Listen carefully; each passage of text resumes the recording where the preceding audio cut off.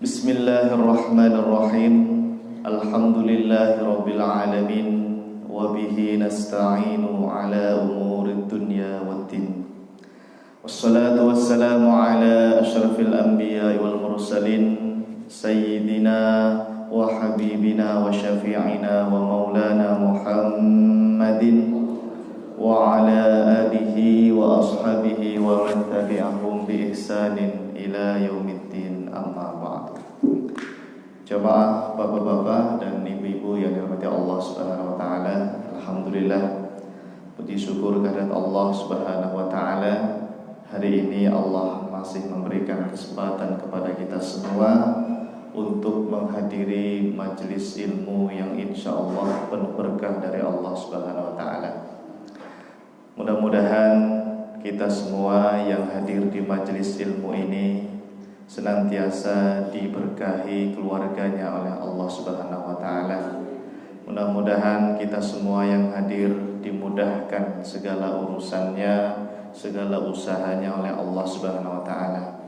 Mudah-mudahan kita yang hadir dikabulkan doa-doanya, hajat-hajatnya oleh Allah Subhanahu wa taala, dan mudah-mudahan Allah memberikan dan menambahkan ilmu yang bermanfaat fid dunya wal akhirah.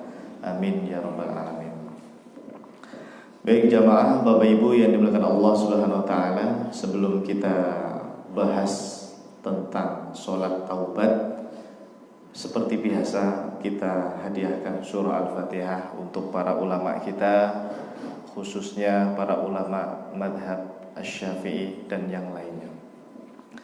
Bismillahirrahmanirrahim. Ila hadratin Nabi Mustafa Muhammadin sallallahu alaihi wasallam wa alihi wa ashabihi wa azwajihi wa dhurriyyatihi, thumma ila jami'i ulama'il madhahibil arba'ah, wa nakhussu khususan ila ruh al-imam Asy-Syafi'i wal imam An-Nawawi wal imam Taqiyuddin Al-Husni wal imam Abi Syuja' ghafarallahu dhunubahum wa satara uyubahum syai'un lillahi lahumul Fatihah.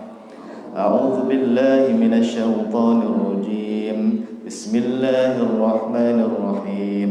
Alhamdulillahi rabbil alamin. Arrahmanir rahim. Maliki yaumiddin. Iyyaka na'budu wa iyyaka nasta'in. Ihdinas siratal mustaqim. Siratal ladzina an'amta 'alaihim ghairil maghdubi 'alaihim waladdallin. Amin. Ya, terima kasih.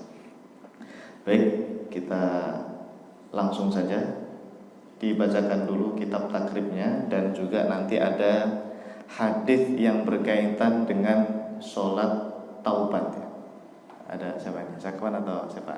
Zakwan ya. Dibaca dulu takribnya, baru setelah ini ada hadisnya ya. Hadis tentang sholat taubat ya. Ya.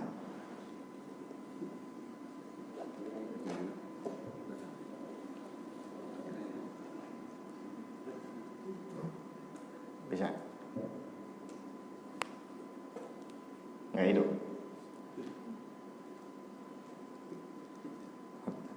Habis baterainya ya? Ya sudah, nggak usah pakai mic, nggak apa-apa.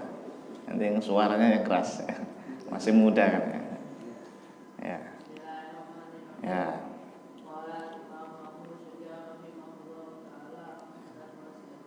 Amin.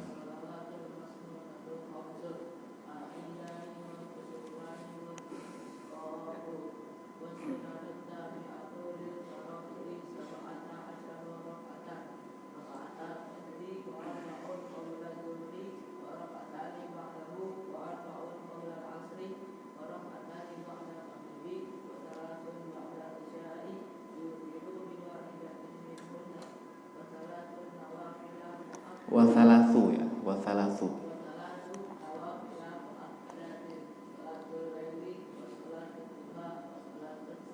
Ya, sama hadisnya sekalian dibaca. Hadis tentang sholat taubat. An Ali bin Abi Thalib. Ya.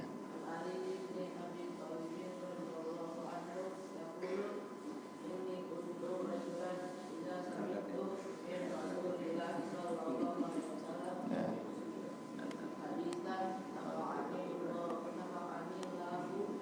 nafa'ani Allahu.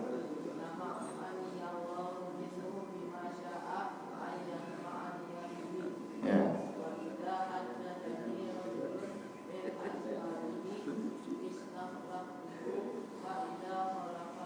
Fa idza halafa. Ya. Abu Bakrin. Ya. Sami itu. Ya. Sallallahu. Ma min rajulin fayatawaddau wudu'a thumma illa ghafarallahu apa ghafarallahu ya fa'il ya terus thumma qara'a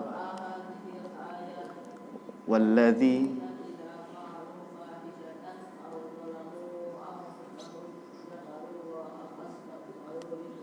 ya rawahu Ibnu Majah wa Abu Dawud wa Tirmidzi. Ya, baik.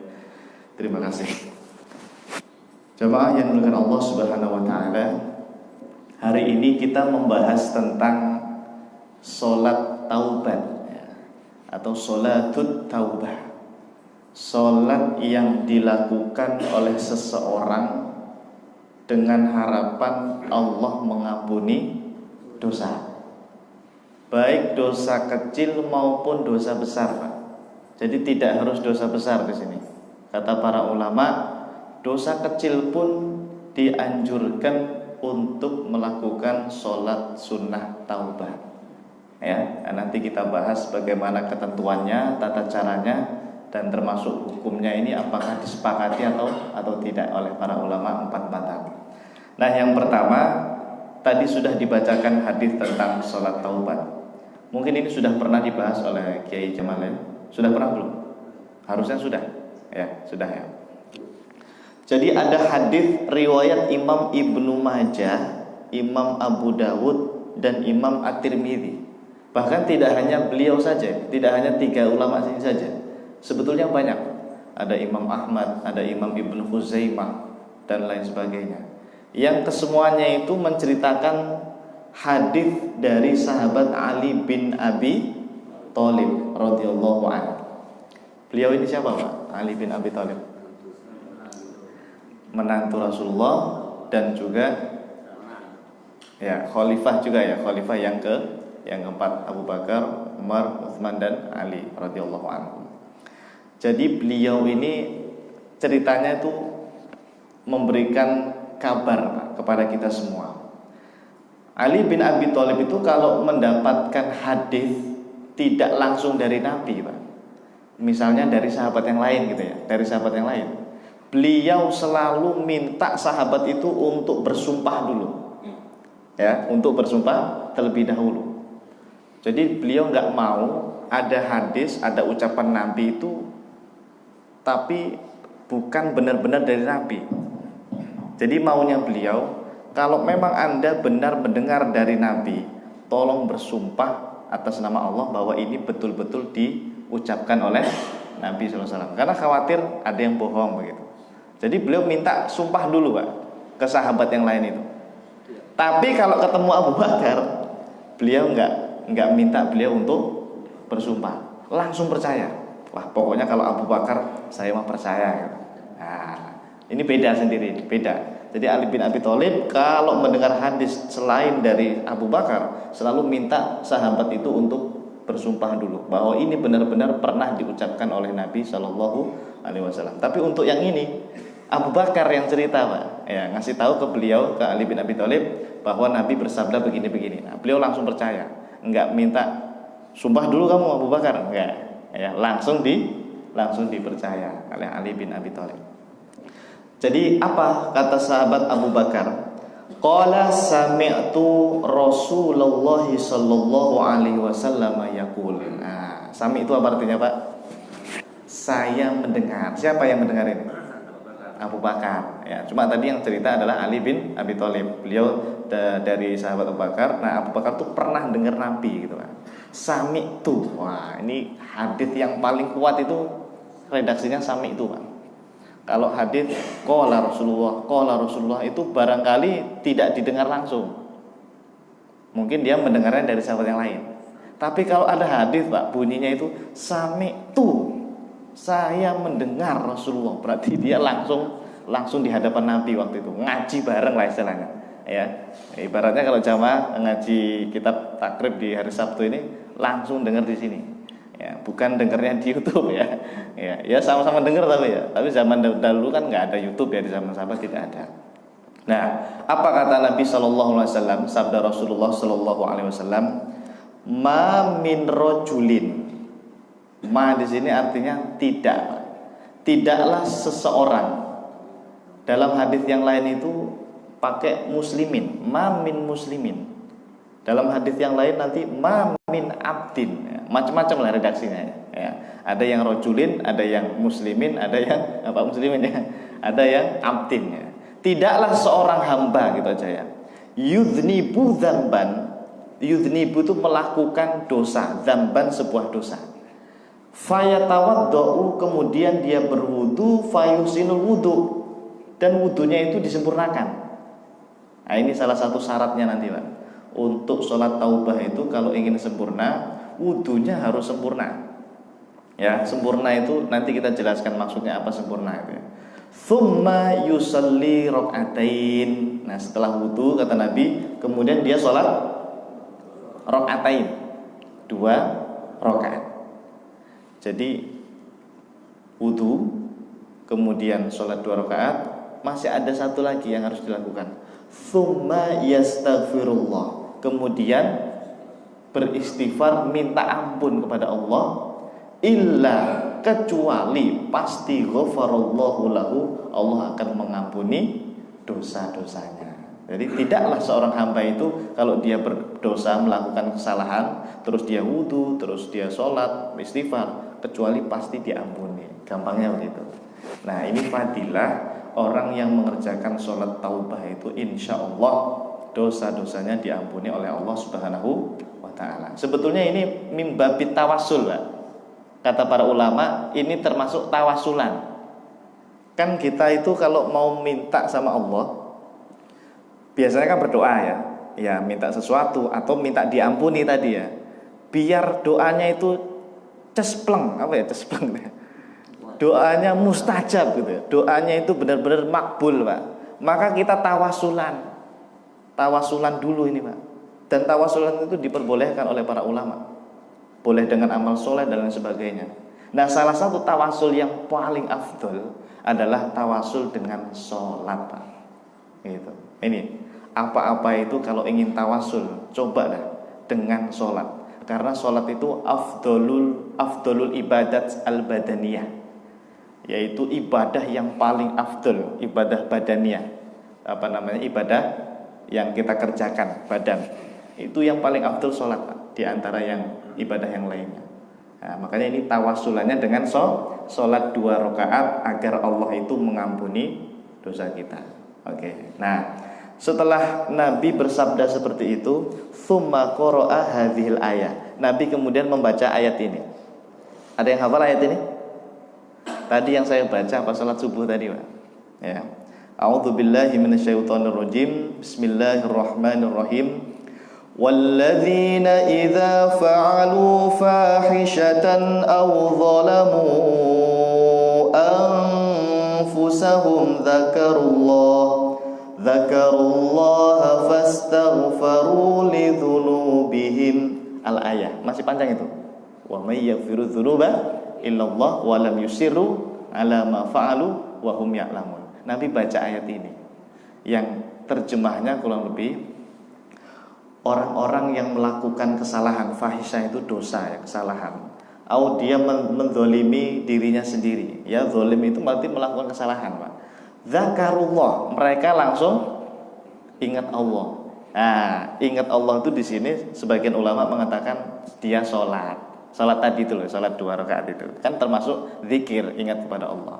Fastaghfaru lidzunubihim, dan kemudian mereka meminta ampun atas dosa-dosa mereka. Nah, Nabi membaca ayat ini. Hadis ini disepakati sahih, Pak. Ya, hadisnya disepakati sahih.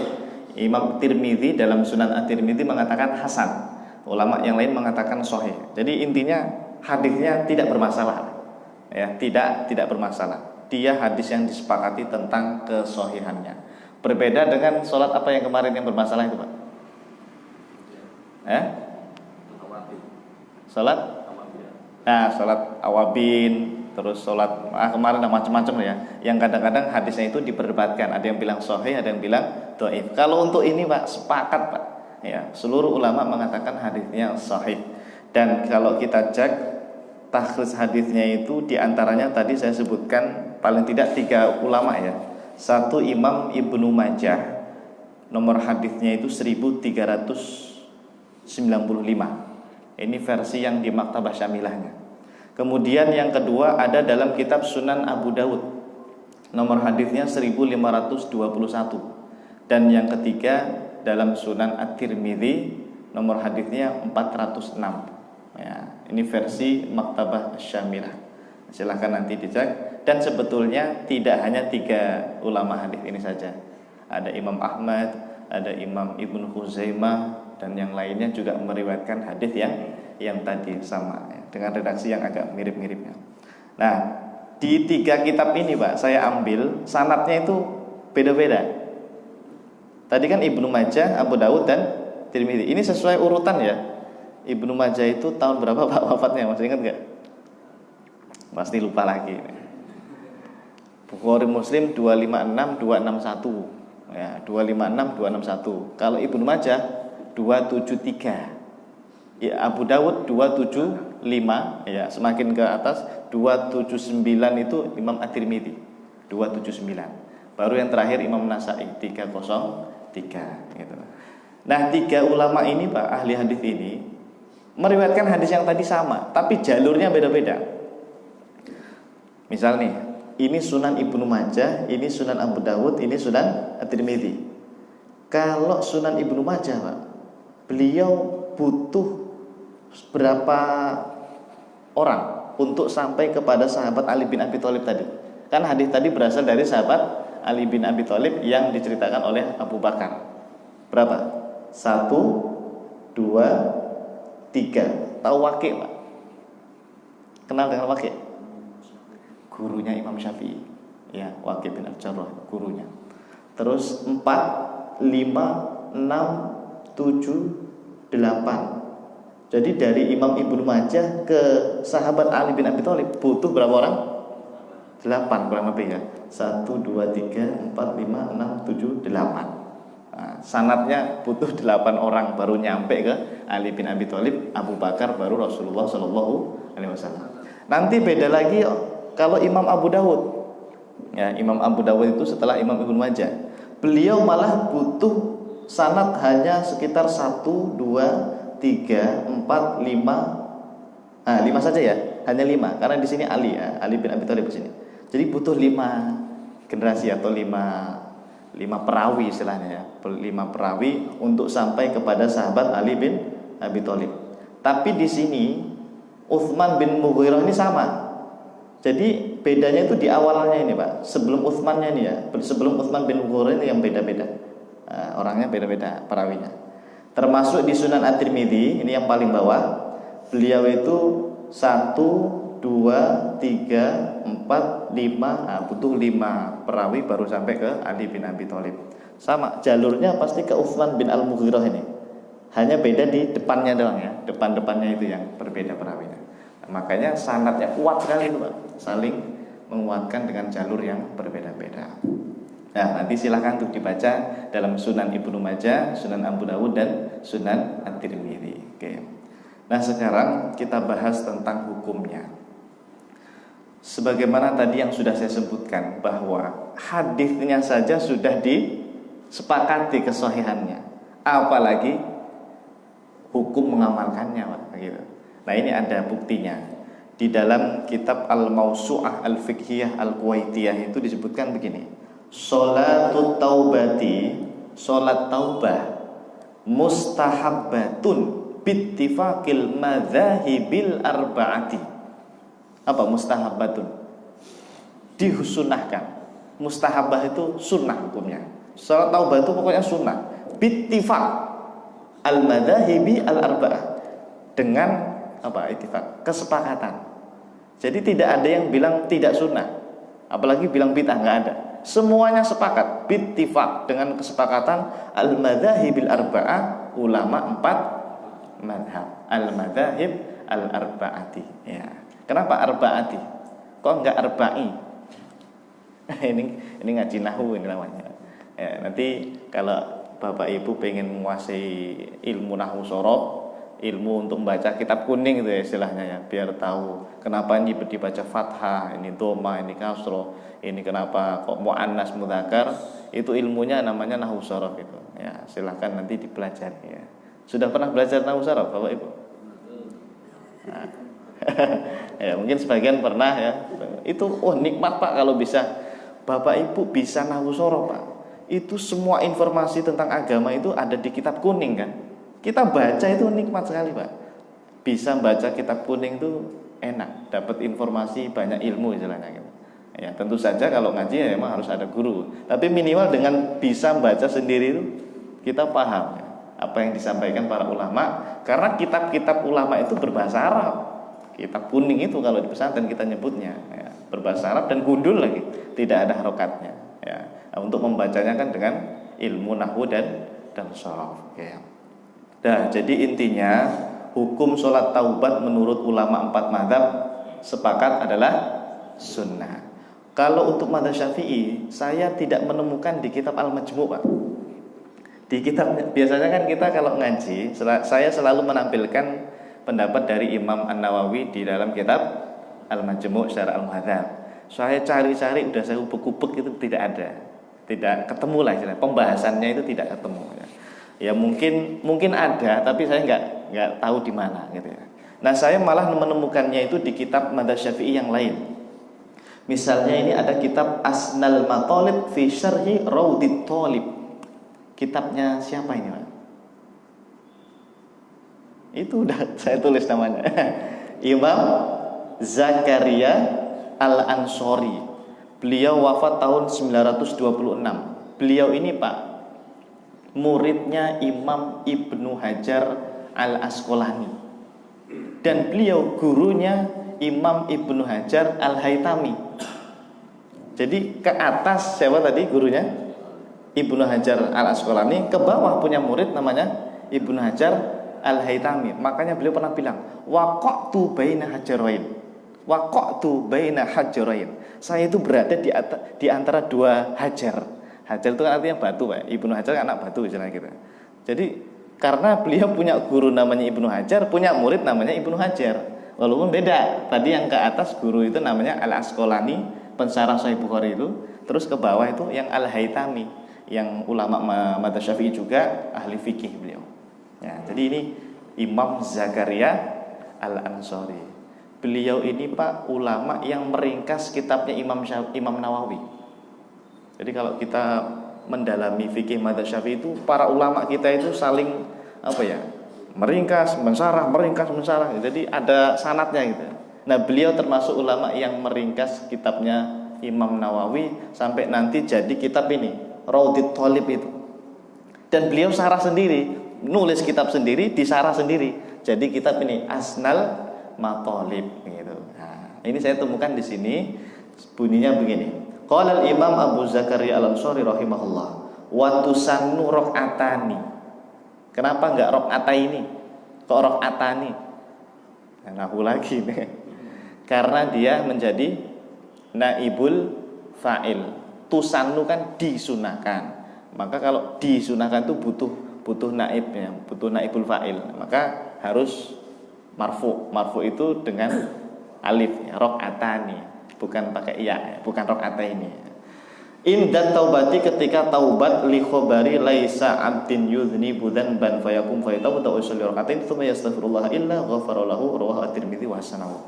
Jadi intinya disunahkan dalam madzhab Syafi'i 2 rakaat dengan niat sholat taubah. Dari ketika taubat, karena ada hadis yang disahihkan oleh para ulama atau dihasankan oleh Imam At-Tirmidzi di antaranya. Ya, jadi kalau nanti ada yang nanya, di mana sih pembahasan tentang sholat taubat itu? Saya pengen ngecek. Katanya benar-benar ada ini sholat taubat. Nah, silahkan baca ini kitab namanya apa? Asnal Mathalib. Satu lagi kalau biar kuat ya. Jadi kalau kita membahas sesuatu itu kalau semakin banyak referensi itu semakin kuat Pak. Jadi semakin ilmiah gitu. Ada di kitab lain namanya kitab Nihayatuz Zain. Ayo, kitabnya siapa ini? Kitab Syekh Nawawi Al-Bantani. Ya. Beliau ulama kita mazhab Syafi'i juga, malah dari Banten. Beliau punya kitab Kasyifatus Saja, Pak. Ingat-ingat, tolong diingat-ingat. Beliau punya kitab fikih Kasyifatus Saja, Sarah Safinah itu, ya. Dan beliau punya fikih lagi, namanya Nihayatuz Zain. Ya, itu lebih tebal. Kalau Kasyifatus Saja itu paling sekitar segini.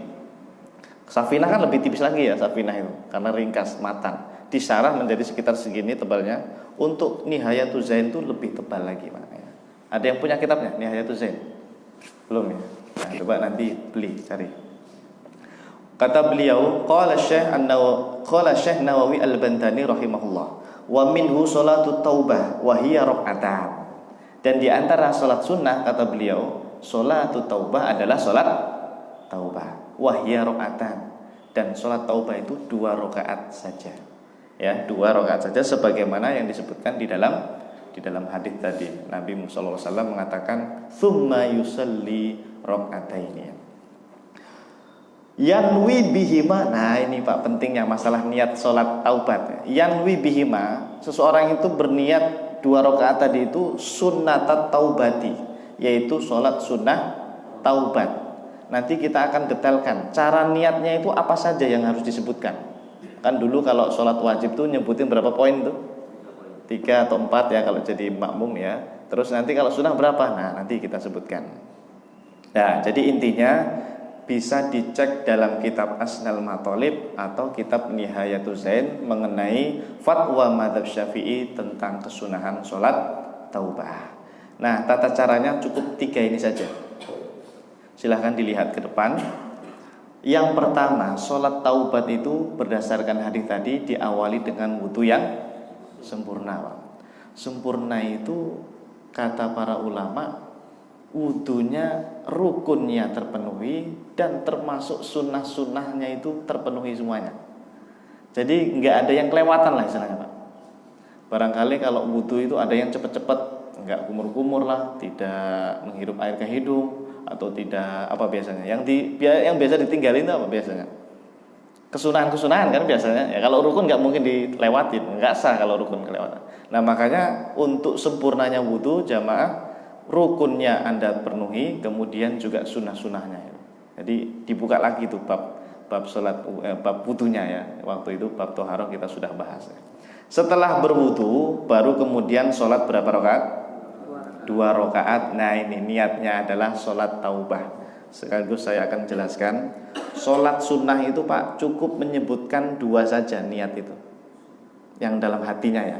Kalau yang di mulut terserah usolli sunat taubati rakaataini mustaqbilal qiblati adaan makmum. Kalau ini enggak usah berjamaah, adaan lillahi taala. Kan panjang itu kalau untuk yang melafadzkan, silahkan. Tapi untuk pas takbir Allahu Akbar, kan kita harus niat lagi itu kan. Niat yang wajib kan dalam hati berbarengan dengan takbir. Cukup 2 saja kalau salat sunnah. 1 sebutkan usollinya. Kalau bahasa Indonesianya saya niat salat. Yang kedua sebutkan nama sholatnya. Sholat apa ini namanya? Taubah. Jadi cukup bilang begini, usolli at-taubah. Itu sudah sah itu. Dalam hati itu pas takbir Allah, usolli at-taubah. Atau bahasa Indonesia kalau tidak bisa bahasa Arab, saya niat sholat taubah. Itu sudah sah Pak. Minimal 2 itu yang wajib disebutkan. Kalau sholat wajib kan harus 3 ya. Saya niat sholatnya disebutin, fardunya harus disebutkan, kemudian baru nama sholatnya maghrib, isya, subuh gitu. Terus kalau jadi makmum harus menyebutkan makmum. Nah, tapi kalau untuk sholat sunnah Bapak Ibu catat ya, cukup menyebutkan usollinya sama 2 apa? Nama sholatnya. Itu sudah sah. Jadi tidak ada alasan Bapak Ibu kalau diajak jamaah, yuk kita sholat tahajud yuk, yuk sholat tasbih yuk, yuk sholat taubat yuk. Waduh, nggak bisa niatnya saya, nggak hafal. Bukan begitu Pak ya. Sholat aja sholat, karena cukup dalam hati itu menyebutkan dua. Saya niat sholat, terus sebutkan nama sholatnya. Nah, gitu. Itu kalau untuk sholat sunnah. Paham ya? Nah, jadi cukup sebutkan 2 poin saja. Sholat 2 rakaat dengan niat sholat taubat. Yang ketiga, nah ini, setelah sholat itu dianjurkan baru kemudian bertaubat meminta ampun kepada Allah Subhanahu Wa Taala. Namanya istighfar. Berarti Pak, taubatnya itu sebelum sholat atau setelah sholat? Setelah sholat. Iya, karena dia sholat dulu baru memohon ampunan kepada Allah. Makanya ini nanti kata para ulama termasuk sholat yang sebabnya itu mutaakhirin. Apa itu sebab mutaakhirin? Sholat yang penyebabnya itu baru muncul terakhir. Sholat dulu baru ada sebab. Paham maksud saya? Jadi begini Pak. Nah ini saya sudah membuatkan yang paling gampang ya. Jadi sholat sunnah yang selama ini kita pelajari, kita alhamdulillah ya sudah dapat berapa tadi sholat sunnah itu? Sampai nomor berapa sih tadi? 16 ya, 16 poin ya. Jadi Pak, 16 sholat sunnah itu atau nanti dengan sholat sunnah yang lainnya, itu kalau dikelompokkan itu seperti ini nanti bentuknya. Sholat sunnah itu ada yang muqayyad, ada yang mutlak. Ingat-ingat, ada yang muqayyad, ada yang mutlak. Makanya nanti ada bilang sholat sunnah mutlak. Itu mutlak tuh di sini nanti ya bagiannya. Nah yang muqayyad itu nanti dibagi lagi. Ada muqayyad yang karena waktu, ada muqayyad yang karena sebab. Muqayyad itu terikat Pak istilahnya. Terikat dengan waktu, ada yang terikat dengan sebab. Yang terikat dengan waktu maksudnya punya waktu khusus. Contohnya ini. Nah, sholat Id, boleh nggak Anda sekarang sholat Id Pak? Nggak boleh kan? Berarti dia punya waktu khusus, terikat dengan waktu. Nah, terus apa lagi? Sholat duha. Boleh nggak kita itu sholat duha sekarang? Karena matahari belum keluar ini, belum syuruk. Boleh nggak sholat duha? Nggak boleh. Berarti sholat duha itu punya waktu khusus, terikat dengan waktu. Gitu. Paham ya maksud saya? Nah, terus apa lagi? Sholat rawatib itu terikat dengan waktu. Nah, kalau sholat duhur berarti nunggu waktu duhur baru ada qobliyah dan ba'diyah dan seterusnya. Sekarang kita lihat ke bawah. Kalau tadi terikat karena waktu, sekarang terikat karena sebab. Jadi ini sholat yang dilakukan gara-gara ada sebab. Cuma, nah ini Bapak Ibu harus bisa bedain 3. Sebab itu ada 3. Ada sholat dulu, ada yang sebabnya itu mutaqaddim. Berarti sebab dulu baru sholat. Sebab dulu baru ada sholat. Ada yang muqarin. Muqarin itu bareng. Sebabnya sama sholatnya itu bareng. Ada yang mutaakhir. Sebabnya terakhir. Jadi sholatnya dulu dilakukan, baru sebabnya muncul. Nah sholat yang tadi kita bahas namanya sholat apa? Taubat. Itu termasuk yang mana? Mutaakhir ini kan. Taubat itu termasuk yang mutaakhir. Berarti dia sebabnya terakhir. Sholatnya dulu yang dikerjakan, baru ini penyebabnya baru dimunculkan, yaitu karena taubatnya. Nah, paham ya maksud saya? Beda sama sholat sunnah wudhu Pak. Itu sebabnya dulu muncul atau sholatnya dulu yang kita kerjakan? Sebabnya dulu. Apa penyebabnya? Wudhu. Gara-gara kita wudhu, ini kan sebabnya wudhu. Maka kemudian baru ada sholat. Makanya sebabnya namanya mutaqaddim gitu. Termasuk sholat tahiyatul masjid. Anda itu sholat tahiyatul masjid itu sholat dulu atau sebabnya dulu? Sebabnya kan karena masuk. Sebabnya dulu kan, karena masuk dulu kan.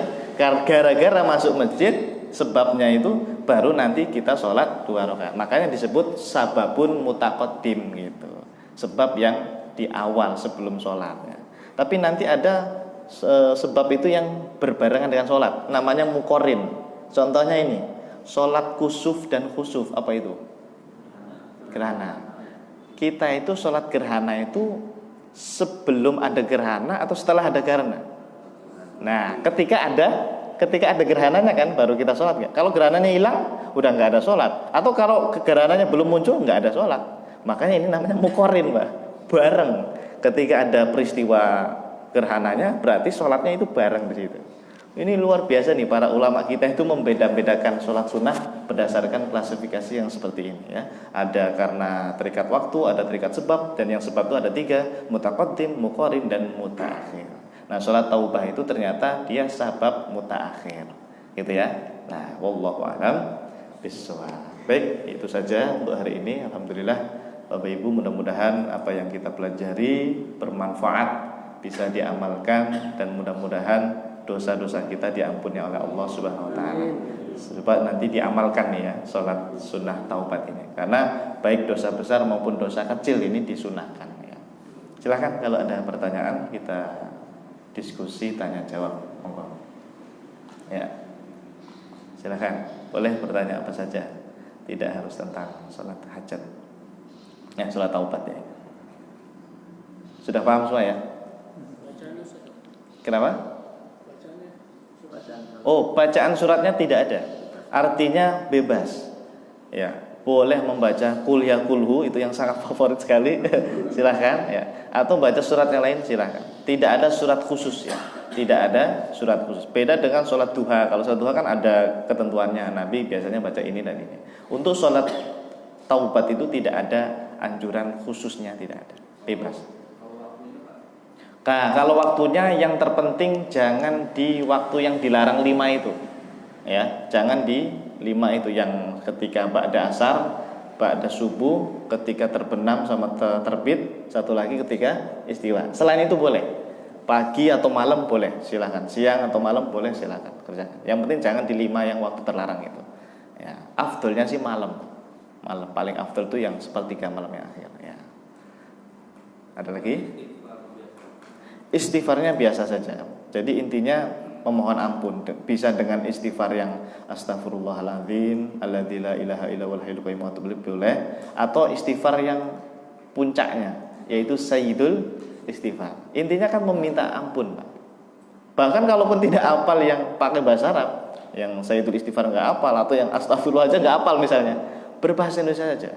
Ya Allah, ampunilah dosa-dosaku dan seterusnya. Itu boleh. Intinya kan meminta ampun. Kita tawasulan dengan sholat. Ada lagi? Ya, silakan. Boleh tidak itu dikerjakan setiap hari? Soalnya pernah dengar katanya kalau sholat taubat dikerjakan setiap hari itu kayak nggak serius gitu taubatnya. Kayak nggak serius, maksudnya nggak? Oh, nggak. Ya. Begini, kan yang namanya seseorang itu melakukan kesalahan itu kadang-kadang ada yang disengaja, ada yang tidak disengaja. Sebatas atau selama kita melakukannya itu tidak disengaja, maka tetap disyariatkan. Bahkan kata para ulama, kalaupun disengaja pun tetap disunahkan melakukan sholat taubat. Karena yang terpenting itu adalah kita menjalankan syariat sholat taubatnya itu. Urusan kita itu ya tadi kadang-kadang taubat, kadang-kadang balik lagi dan seterusnya. Ya namanya manusia pasti pernah melakukan kesalahan. Yang terpenting jangan dosa besar yang dimain-mainkan itu ya. Hari ini mohon maaf, naudzubillah ya, zina misalnya. Taubat, besok zina lagi tuh. Nah, itu jangan seperti itu ya. Tapi kalau dosa-dosa kecil kan kita tidak bisa menghindari, Pak ya. Ya, dosa kecil itu macam-macam loh. Menyakiti tetangga itu dosa kecil, Pak. Ya. Mungkin kita setiap hari itu kadang ada tetangga yang kadang-kadang gara-gara omongan kita itu dia tersakiti hatinya. Bahkan gara-gara perilaku kadang-kadang gitu. Bisa jadi, Pak. Dan kita nggak tahu ya. Kita tuh nggak tahu. Ternyata ada tetangga, saudara kita yang tersakiti hatinya gara-gara kita, Pak. Nah, karena kita nggak tahu inilah minta ampun gitu ya. Dan juga sebetulnya minta maaf kalau dosanya sesama manusia begitu. Jadi tetap dianjurkan, tidak masalah. Ya. Walam yusiru ala ma fa'alu wa hum ya'lamun gitu. Dan satu lagi nih yang paling penting. Sholat yang kita lakukan itu Bapak Ibu, kata Nabi SAW, dan ini hadisnya riwayat Imam Tobroni, seorang hamba yang sholat, kalau dia mulai takbir, dosanya itu sama Allah diambil, ditaruh di atas kepalanya. Ini jadi kalau kita sholat subuh itu Pak, tadi itu Pak, dosa kita itu selama sehari atau dosa yang selama ini ditaruh di atas kepala. Ketika ruku dan sujud, tasah kotot anhu, dosanya itu rontok ketika dia ruku dan ketika sujud. Ini Pak fadilah orang yang rajin sholat. Makanya perbanyak sholat sunnah di samping sholat fardu. Jadi setiap kita sholat itu Pak, Allah itu memerintahkan para malaikat untuk ngambil dosa kita, dan dosanya ditaruh di mana? Ala roksihi, di atas kepala kita. Pas sholat itu Pak, ditaruh di kepala kita. Terus kata Nabi, ketika dia roka'a wa sajadah, ketika rukuk dan sujud, tasa kotot anhu, dosanya langsung berjatuhan. Nah ini luar biasa Pak. Makanya kan orang yang banyak sholat sunnah itu nanti jadi tetangganya Rasulullah Sallallahu Alaihi Wasallam. Makanya berharap dengan kita melakukan sholat sunnah, perbanyak sholat sunnah, dosa-dosa insya Allah diampuni oleh Allah Subhanahu Wa Taala. Itu amin. Wallahu a'lam bishawab. Cukup? Satu lagi. Kaitannya dengan sholat taubat itu berarti karena manusia itu sifatnya apa namanya? Setiap aktivitas itu membuat dosa setiap. Seharusnya tiap hari taubat, sholat taubat. Betul, iya. Apalagi dosa besar. Dosa kecil saja kata Syekh Nawawi Al-Bantani. Saya baca di Nihayatul Zain ya. Ini sholat taubah itu tidak hanya dosa besar kata beliau. Dosa kecil pun itu dianjurkan langsung. Alal faur. Alal faur itu apa ya? Langsung bahasa kita itu langsung. Jangan ditunda-tunda. Melakukan kesalahan hari ini, alah besok aja lah. Apa namanya sholat taubah. Enggak. Langsung kalau bisa. Ya. Dengan tidak ingat yang dilakukan itu salah. Iya, walaupun kita tidak ingat dosa-dosa apa sih sebetulnya yang kita lakukan dalam sehari itu misalnya, tetap dianjurkan. Ya. Intinya adalah sholat sunnah ini kita mengharap kepada Allah untuk diampuni dosa-dosa kita semua begitu. Ya, tetap disyariatkan ya, berkali-kali ya. Tidak harus tadi sekali saja pas dosa besar, enggak. Ya. Setiap kali itu dianjurkan. Ya. Memperbanyak sholat taubah. Ya. Cukup? Ya, alhamdulillah. Terima kasih. Mudah-mudahan apa yang kita pelajari menjadi ilmu yang bermanfaat, ilmu yang bisa diamalkan, ilmu yang bisa mendekatkan diri kita kepada Allah Subhanahu wa taala, dan ilmu yang menjauhkan kita dari api nerakanya Allah Subhanahu wa taala. Amin ya rabbal alamin. Bismillahirrahmanirrahim. Alhamdulillahirabbil alamin, hamdasy syakirin, hamdan na'imin, hamdan yuwafi ni'amahu wa yukafi'u mazidah. Ya rabbana lakal hamdu kama yanbaghi li jalali wajhikal karim wa li 'azimi sultanik.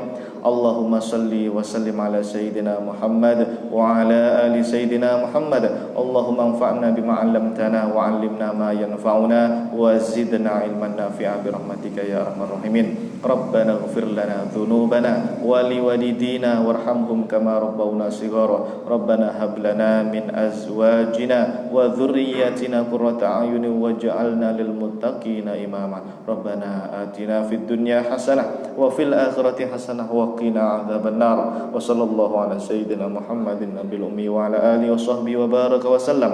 Subhana rabbika rabbil izzati amma yasifun wa salamun alal mursalin walhamdulillahi rabbil alamin. Subhanakallahumma rabbana wa bihamdika asyhadu an la ilaha illa anta astaghfiruka wa atubu ilaik. Terima kasih. Assalamualaikum warahmatullahi wabarakatuh.